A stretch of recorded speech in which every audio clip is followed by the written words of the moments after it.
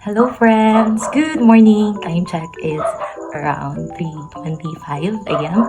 And napot may kaduhang vlog kadlawon ko nag video kay for today. It is another fun run nga akong atinan for this year, 2025. So, 7 kilometers na iningatakan. And magtag ko, kaya prepare sa ako 7 kilometers nga dagan. And nakaparegister lang yan last week. Pagkis akong friend nga abtig kaayo makita og mga fun run of any kinds of dagan. No, so giapig ko niya, dagan daw niya. So, ano siya.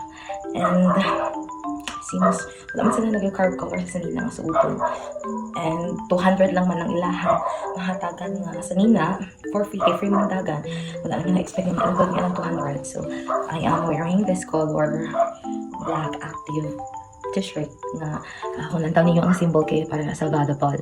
So sakto pa rin missionary ko sa one time. Actually, di ko kabalo mo volleyball, pero kay apple ta flower man ta sa ilahan nga dula sa volleyball. So napabuhat ko ani nga shirt. So missionary niya siya. And yan, ako pong suotan ni ang missionary nga kalo na. So kani siya, dili ani mao ni ang kalo nga nag-join ko o one tao kay lupat man to pagsakay na ko og single motor. So kani siya missionary, kalo na ko niya sa Miss Dean 57. And now look at my short. Ibalikan ako man ako last mga short isuot sa ako ang color fan run for Teresa 2025. Gihelp ko siya gihapon sa ipil. So gibalikan na ako siya, friends. So muna ko outfit for today's dagan.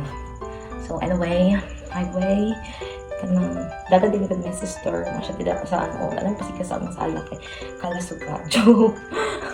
Pala ka mag-switch sa live. Gusto mo nang ma-feel ang downtime, no? So, friends, I encourage you nga if you have time, run for yourself. Take time to run because running makes your life longer. So, bye!